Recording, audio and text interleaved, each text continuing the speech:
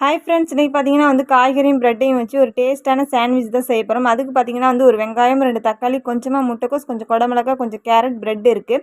அதுக்கு ஃபஸ்ட்டு ஒரு சட்னி ரெடி பண்ணிக்கலாம். கொஞ்சமாக புதினா இலை, கொஞ்சம் மல்லி இலை, 3 பச்சை மிளகாய், 4 பல் பூண்டு, கொஞ்சமாக சர்க்கரை, கொஞ்சம் உப்பு, கொஞ்சமாக தண்ணி சேர்த்து கொஞ்சம் கொரகொரப்பாக அரைச்சி எடுத்துக்கலாம். இப்போ நம்ம வெட்டி வச்சிருக்க காய்கறியில் பார்த்தீங்கன்னா வந்து மயோனஸ் சேர்த்து நல்லாவே மிக்ஸ் பண்ணி விட்டுருக்கேன். சீஸையும் பார்த்தீங்கன்னா வந்து குட்டி குட்டியாக கட் பண்ணி வச்சுருக்கேன். இதையும் போட்டு நல்லாவே மிக்ஸ் பண்ணி எடுத்துக்கலாம். இந்த மாதிரி சாப்பிடும்போது பார்த்தீங்கன்னா வந்து நீங்கள் சேலட்டாக கூட சாப்பிடலாம், ரொம்பவே டேஸ்ட்டாக இருக்கும். இதோட பார்த்தீங்கன்னா வந்து கொஞ்சமாக நான் வந்து பெப்பர் தூள் ஆட் பண்ணிக்கிறேன். இதையும் சேர்த்து நல்லாவே மிக்ஸ் பண்ணிக்கலாம்.